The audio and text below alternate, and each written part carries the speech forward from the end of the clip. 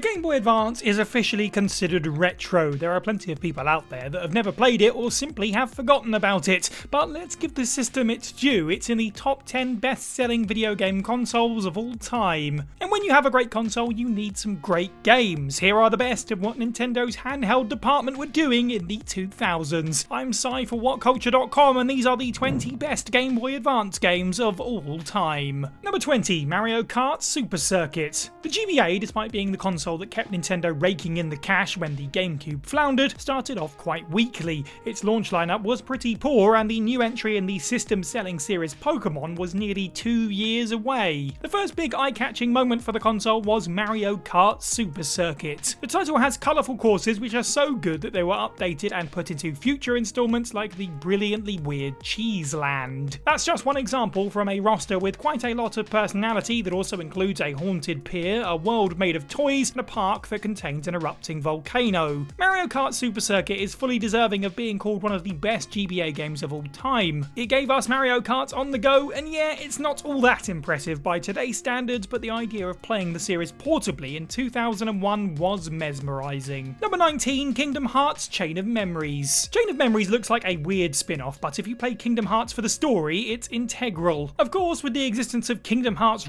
Chain of Memories, a remake of this title for modern platforms, you don't need to take your GBA out to experience this, but it's an interesting novelty worth a look all the same. The card-based battling gameplay here is the most strategic the series has ever gotten, and it's fun building up your deck and trying out different strategies against your enemies. It isn't perfect though. The biggest problem is that the story is very similar to the original game, as you spend Kingdom Hearts Chain of Memories in Sora's memories of that game. However, the new elements it does add tie perfectly into Kingdom Hearts 2, and players who skipped out on Chain of Memories were left quite confused because of it. Number 18, Super Mario World Super Mario Advance 2. Nintendo love their re-releases, and in an industry that is begging for more video game preservation, we have to applaud them when they do it right. Although they probably could have spent more time working on the naming scheme of the Super Mario Advance series. Super Mario Advance is a remaster of Super Mario Bros. 2. Super Mario World Super Mario Advance 2 is a port of the SNES game. There's also Yoshi's Island Super Mario Advance 3, which is of course a remaster of Super Mario World 2 Yoshi's Island, and finally there is Super Mario Advance 4 Super Mario Bros. 3 Wolverhampton Nil. Are you confused yet? Well, switch your brain off, pick up your GBA, and simply enjoy one of the platforming genre's finest. Super Mario World is one of the best games ever made, and so a faithful adaptation of that on the go simply cannot be ignored. Additionally, it separates itself from the SNES original by including Luigi as a playable character in one-player mode, complete with his own unique attributes like Super Mario Bros. 2. Pretty neat. Number 17, WarioWare Inc. Mega Micro Games. The origin of the WarioWare series, Mega Micro Games is still one of the best entries all these years later. The story of the game is simple yet perfect for a character like Wario. Wario realizes that video games can make a lot of money, and so he decides to get his friends to make them for him. In the end, he attempts to run away with all the cash because Wario is actually pretty similar to real-life video game company executives, letting his employees do all the work only to run off with the riches. WarioWare isn't something you go into for the story though, it's the small bursts of amazing gameplay. The title consists of a collection of over 200 incredibly weird micro games which exude charm and make the game a struggle to put down. If you want some pure uncompromised fun, you can do much worse than this, and if you really want to pick somebody's virtual nose, well, this might be all you've got actually. Number 16, Sonic Advance 2. Sonic Advance 2 is part of the Sonic Advance series because many games on the GBA had to have the word Advance in the title so that we didn't forget what system we were playing. These underrated 2D side-scrolling titles were the perfect place to go for any Sonic fan who was just tired of seeing what the series was doing on home consoles at the time. And who would have thought that Sonic would thrive on a Nintendo system like this? Sonic Advance 2 is a pure Sonic experience, no fuss and no muss. The gameplay mixes some surprisingly fast moments considering the hardware with platforming to stop it from becoming totally mindless. It inches out ahead of its siblings simply based on its excellent level design. There's also the introduction of the now long-standing worst-named Sonic character Cream the Rabbit, who offers a beginner difficulty for those coming to the series for the first time. Number 15, Golden Sun. When you think of classic fantasy JRPGs, Golden Sun may not be the first that comes to mind, but it really should. It doesn't do much new that's going to rock the world, instead concentrating on really refining traditional JRPG tropes to the nth degree. The idea of using magic not only in battle but to interact with the environment isn't uncommon in JRPGs, but Golden Sun Pokemon ramps that up to 11. Exploration is just as important in the game as combat is. Speaking of which, the turn-based battles are baked to perfection and make great use of the GBA's overall visual capabilities. Utilising the 4 elements, the game has a host of cool-looking spells and summons, as well as a killer soundtrack. Seriously, this thing goes hard. Golden Sun is just a really solid JRPG and definitely worth your time. Number 14, Wario Land 4. The Wario Land series is overshadowed by the WarioWare games. Whilst both franchises are great and the WarioWare series is definitely more creative, the Wario Land games are as good as they are underappreciated. Wario Land 4 lacks the carefree fun of Wario Land 2 and 3, as you can actually die in this game as opposed to the 2 previous entries, but it's still a fun platformer that rewards experimentation and exploration. The game takes place in the Golden Pyramid, a place filled with portals to other worlds, each containing a myriad of treasures to collect. Wario Land 4 is just a lot of fun to play through and perfectly suited to the GBA. We might not have gotten an original mainline Mario entry on the system, but Wario was willing and capable to take his rival's place and give us the best original pure 2D platformer on the handheld. Number 13, Pokemon Ruby, Sapphire and Emerald. Generation 3 is a real line in the sand for Pokemon. This is where a lot of the classic fans really jumped off the Poké train, especially as it feels like a big leap away from Gold and Silver. However, it's also a childhood classic for many. Instead of dusting a few new Pokemon into the mix like Gold and Silver did, Ruby and Sapphire resets everything with an entirely new lineup.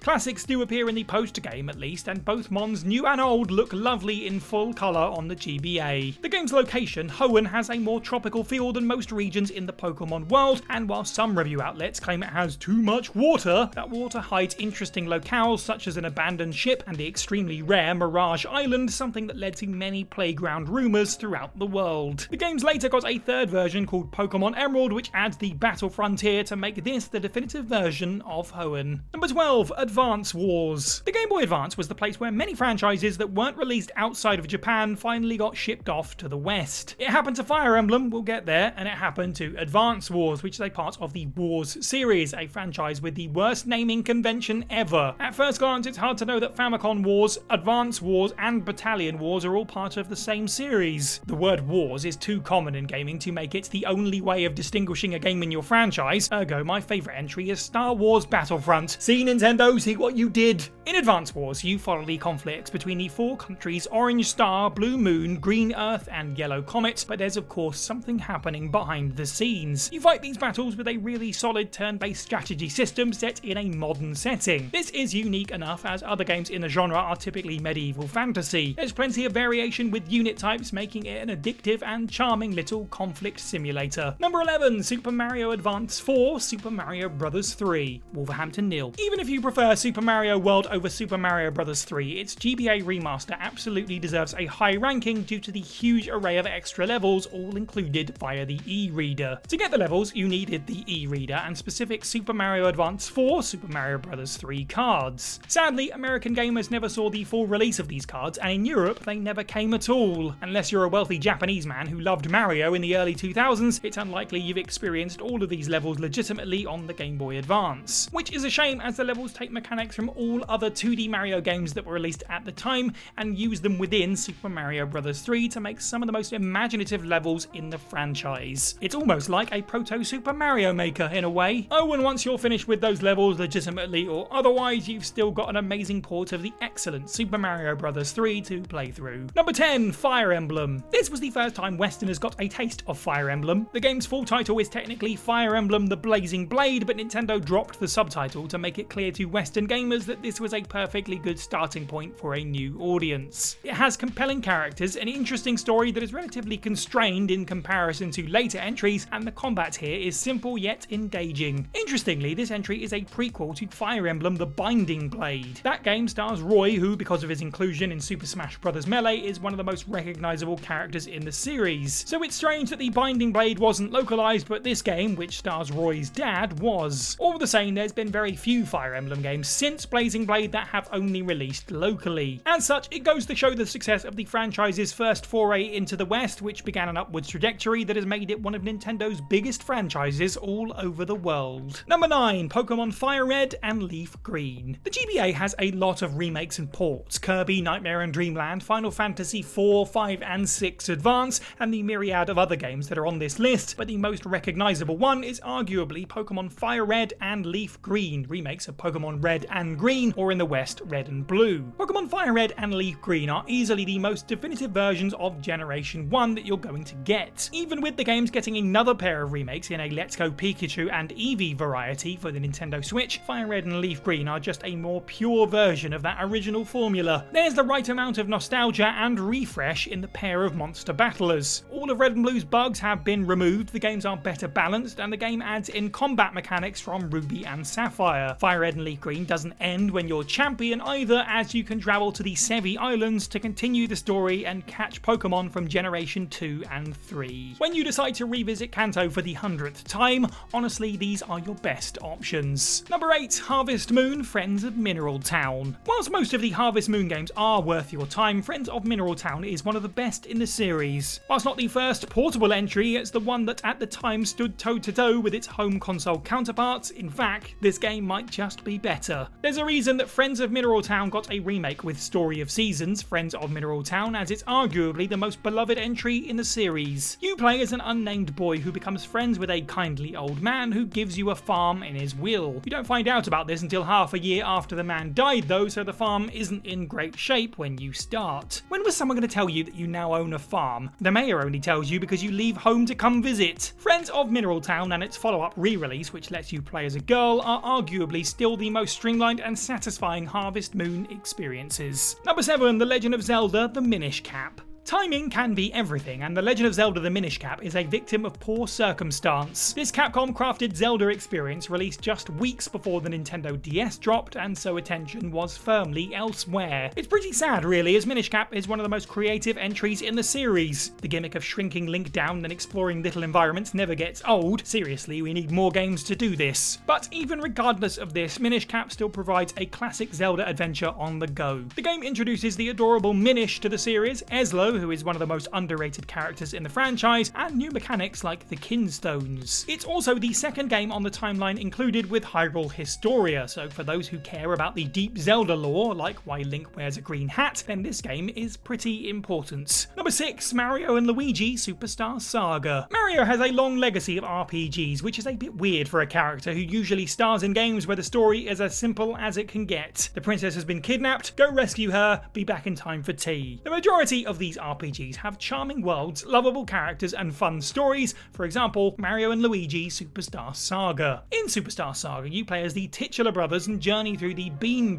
Kingdom to defeat the evil Forfall and Cackletta, who feels like a character who was named basically as a dare. Cackletta. Really? Aside from the lovely story and characters, is a basic yet compelling turn-based combat system where you must time your button presses to your attacks to maximize damage, much like its Mario RPG predecessors. It works incredibly well on the little purple handheld, and the Mario and Luigi series became a cult hit franchise because of it. Number 5, Final Fantasy Tactics Advance. Even people who don't normally enjoy turn-based strategy games like Final Fantasy Tactics, that's how good it is, and so its follow-up had a hell of a big pair of boots to fill. Final Fantasy Tactics Advance follows a group of real-world school friends as they are transported into the fantasy world of Ivalice. Tactics Advance has all the charm of the best Final Fantasy games, with the added bonus of its amazing grid-based tactical combat. The gameplay is arguably much deeper and more thoughtful than anything the Final Fantasy series had to offer when this came out, proving that the series could excel in different directions. Oh, and it even teaches its combat with a snowball fight, which is the best way to teach any combat system, just ask The Last of Us Part 2. Tactics Advance for die-hard FF fans usually ranks pretty highly, and it's hard not to see why. It marries the GBA's pick-up-and-play style with a truly compelling combat system, showing that handheld games could be every bit as deep as home console releases. Number 4, Metroid Fusion. Metroid Fusion is amazing. Whilst it's not as good as its predecessor Super Metroid, little is, Fusion manages to be a game worthy of the Metroid 4 status. After getting infected by the X parasite, Samus gets cured by cells from the little baby Metroid that she rescues rescued in Metroid 2, which in turn makes her part Metroid. Truly, she became what she vowed to destroy. The X-Parasite has managed to mimic Samus, however, creating SAX, an evil entity who will stalk you throughout the game. Metroid Fusion manages to be a compellingly creepy horror title on the Game Boy Advance. That doesn't seem possible, and yet, here it is. Metroid Fusion is definitely more linear than other entries, which is an easy criticism to make. However, it doesn't mean that the game's tone and plot aren't worth celebrating. Fusion is a more deliberately delivered story and experience than the open exploration of other Metroid titles. It also has some of the most refined gameplay in the entire series, taking what worked from Super Metroid and giving you even more. Number 3, Castlevania Arya of Sorrow. All 3 Game Boy Advance Castlevania games are great. In fact, despite Symphony of the Night being the point of reinvention for the franchise, its true re-emergence took place on the GBA. This is where the Metroidvania portion of the series really kicked off hard with 3 solid back-to-back-to-back titles. However, Arya of Sorrow just beats out the other 2 games due to its introduction of the fan-favourite character Soma Cruz and the tactical soul system. The system encourages you to kill every enemy you see, as they'll all have cool abilities that they can pass on to you. This became a staple of the series, of course, but it all started here in Arya. The setting is also something worth noting. Unlike other Castlevania games, this one takes place in the future. You think that would stop this from feeling like a Castlevania game, but in reality it gives Arya of Sorrow a unique identity whilst not preventing it from feeling at home in the series. As the final Castlevania title on the system before jumping to the DS, Arya really shines as an example of the franchise's growth. Number 2, Metroid Zero Mission. The original Metroid was revolutionary when it came out, but it's hard to go back to it today. Metroid is filled with archaic design choices, or lack thereof, which makes it near impossible to beat unless you have as much time as a kid in the late 80s or have a guide. Because of this, it makes sense that they ended up really updating the game down the line. Let's get the one major criticism of Zero Mission out of the way. Yes, it is super linear and also quite handholdy. The thing is, it's so fun to play that you'll stop caring about that pretty quickly. Exploration is still there, just maybe not as much as there is in something like Super, still the best game in the entire series, Metroid. It is, however, one of the most fun games in the entire franchise, introducing new moves that Samus wishes she had in the original Metroid. Metroid Zero Mission is so good that it pretty much outright replaces the original version these days. Whilst we can all look back and appreciate what the 1986 NES classic gave us, Zero Mission is the version that people should actually play. And number 1, Mother 3. Released exclusively in Japan in 2006, fan demand for Mother 3 across the world has been loud and consistent enough at times that Nintendo have been forced to answer it, even going so far as to make jokes about it themselves, but never actually deliver it. Thankfully, devoted fans have made English patches for emulation, but all the same, Mother 3 might be the most obvious cash left on the table move Nintendo have ever made, simply based on the hype alone. Additionally, it's also really good. The game refines everything about the SNES classic Earthbound, adding in new elements like rhythm-based attacks to its turn-based battles, which works well because the soundtrack is also a masterstroke on its own. But Mother 3's biggest achievement is the strength of the story it tells. It follows Lucas as he explores the Nowhere Island in an effort to take down the pig army, find his brother, and stop a dragon who slumbers below the islands from waking on the wrong side of the bed. That's the simple version, of course, as Mother 3 really goes a lot of places and plumbs some really effective emotional depths. Never thought you'd cry at a GBA game? Well, Mother 3 will do its darndest. Critics and gamers alike call Mother 3 the perfect Game Boy Advance title, so how could it be anything other than number 1? If you watch this video, most likely you're a Nintendo fan, so why not check out more of our content based on the Big N. Here's a list on the 10 most brutally difficult NES games ever. Other than that, don't forget to leave a comment down below. This list is all subjective, so I'd personally love to hear what your favourite Game Boy Advance games are. Don't forget to like this video, subscribe, head over to WhatCulture.com for more content every day. I've been Si for WhatCulture, and have a good week.